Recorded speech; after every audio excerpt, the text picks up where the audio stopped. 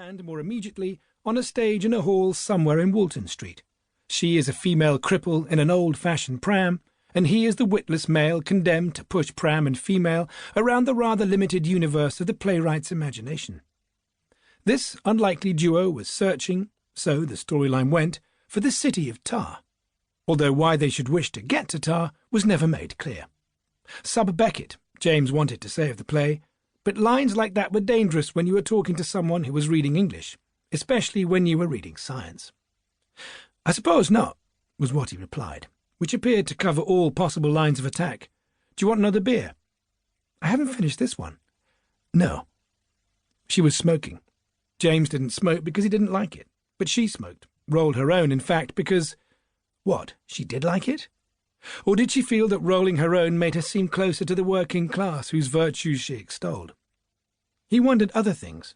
Did she smoke pot, perhaps? That was the term in those days. Pot, hash, grass, weed. Shit, if you were feeling very edgy. Probably others that he didn't know. Anyway, did she?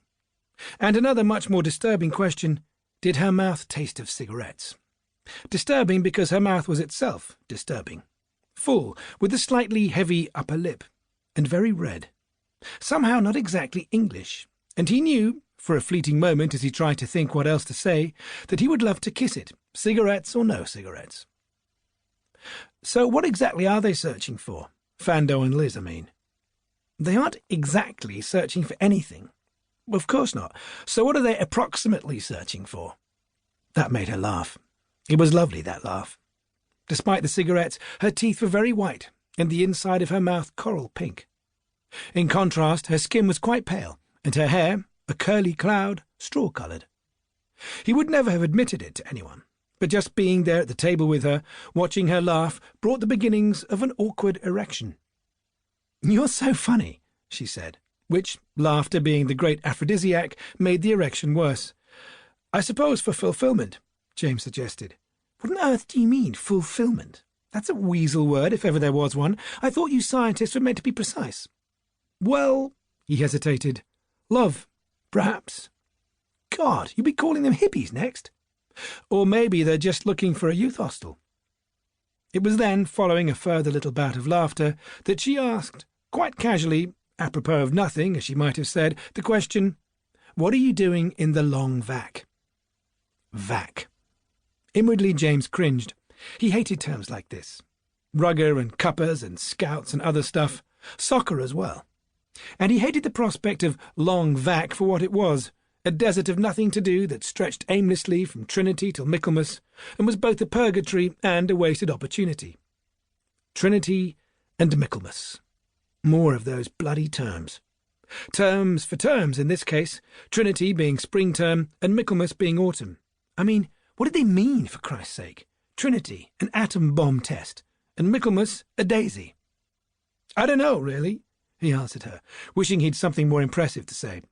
"Got to get a job, I suppose, but what I really want to do is travel. I thought of going to Europe, hitching, but..." "But what?" "I was going with a mate, but he had to cry off, so..." He hesitated, not wanting to go into too much detail. It wouldn't sound cool, two guys going round battlefields, but that's what it was. A friend from home, like him, an enthusiastic war gamer, not something to admit to freely. Like train spotting or stamp collecting, it seemed a silly, childish interest. Board games and that, Ludo, Cluedo, Monopoly, all the crappy amusements of childhood. Except that it wasn't the same, really. It was an attempt to reconstruct the past, to relive it and learn from it. But to explain all that to Eleanor would have just made things worse. She'd have looked at him with that knowing look and made him feel foolish and naive. Better just keep quiet. "That's weird," she said. "Why weird? I had the same idea, but my friend decided to get married instead." "A guy?" "To a guy. She's a girl. We were going to retrace the sentimental journey. Do you know it?" "I remember my parents dancing to it in the sitting room, with Workers' Playtime on the radio." Her laughter was so loud the hearties hushed their voices for a moment. "Not the song, you idiot! The book! By Stern." Stern. He knew The Principles of Human Genetics by Kurt Stern, but he doubted it was the same author. And, of course, there was the physicist Otto Stern, who must have published a great deal on quantum mechanics, but it wouldn't be him.